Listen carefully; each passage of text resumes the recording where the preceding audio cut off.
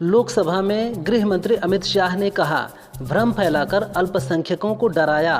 वक्फ के प्रशासन की निगरानी होगी, भ्रष्टाचारियों पर कार्रवाई की जाएगी।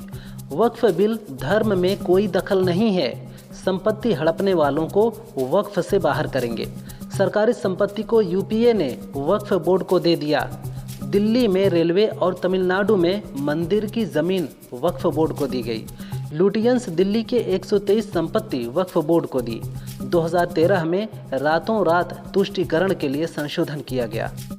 वक्फ संशोधन विधेयक का अलीगढ़ के एक मौलाना ने समर्थन किया है। मुस्लिम धर्मगुरु और समाज सेवी मौलाना इब्राहिम हुसैन ने कहा, इस विधेयक से कानून में बदलाव होगा और माफियागिरी बंद होगी।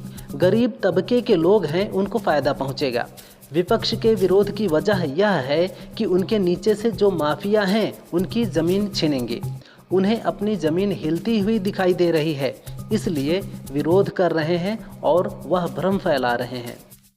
मथुरा में बिहार के राज्यपाल आरिफ मोहम्मद खान ने कहा, यूपी में वक्फ की 90% ज़मीन पर मुकदमे हैं। आज वक्फ पर बड़े लोगों का कब्जा है। वहीं लोकसभा में रामपुर से सपा सांसद मोहिबुल्लाह नदवी ने कहा, ये सूफियों और ऋषियों मुनियों का देश है और आप दुआ करने से रोक रहे हैं। अब इमाम को अपने इमाम होने का सबूत देना होगा। आजमगढ़ पहुंचे कांग्रेस प्रदेश अध्यक्ष अजय राय ने तरवा के उमरी पट्टी में मृतक सनी कुमार के परिजनों से मुलाकात की। सनी कुमार की पुलिस कस्टडी में मौत हो गई थी। उन्होंने कहा, यूपी पुलिस खुद हत्या करती है, यहाँ जंगल राज चल रहा है। पुलिस कस्टडी में मौत कोई पहला मामला नहीं है। इससे पहले बलिया में भी पूजा चौहान की मौत हुई थी, जिसे एसपी ने सुसाइड बताया था। थाने में गरीबों से पुलिस पैसों की डिमांड करती है।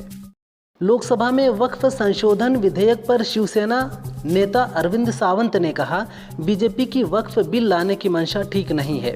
सरकार की कथनी और करनी में अंतर है। एक तरफ सौगाते मोदी तो दूसरी तरफ सौगाते बिल। बिल के जरिए न्याय देने की मंशा नहीं लगती। बीजेपी हमें हिंदुत्व ना सिखाए। बीजेपी इस बिल के जरिए जमीन हड़पने की तैयारी में है।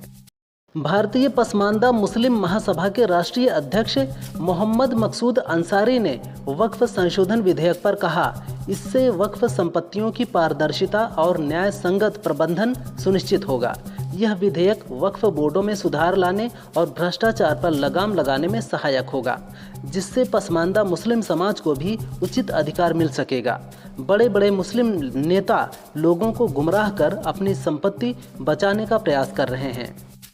वक्फ बिल पर चर्चा के दौरान अमित शाह ने कहा, यूपीए सरकार ने 2013 में रातों रात तुष्टीकरण के लिए संशोधन किया। वक्फ के पास 2013 तक 18 लाख एकड़ ज़मीन थी। 2013 से 25 तक 21 लाख एकड़ ज़मीन बढ़ गई। वक्फ की कुल ज़मीन 39 लाख एकड़ है। विपक्ष कानून ना मानने की धमकी दे रहा है। संसद का कानून सबको मानना पड़ेगा। कानून न्याय और लोगों के कल्याण के लिए होता है। सिर्फ घोषणा से ज़मीन वक्फ की नहीं होगी। बिना कलेक्टर की मंजूरी के संपत्ति वक्फ की नहीं होगी। यूपी के हापुड़ के प्यारेलाल कोठी में रहने वाले मनोज नाम के एक शख्स ने अपने 3 बच्चों के साथ एसपी कार्यालय पहुंचकर कप्तान से गुहार लगाई है कि मुझे मेरी पत्नी से बचाइए।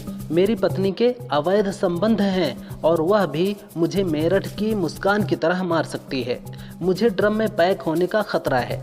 पुलिस ने मामले को गंभीरता से लेते हुए मनोज को आश्वासन दिया कि जल्द ही उसकी पत्नी को बुलाकर काउंसलिंग कराई जाएगी।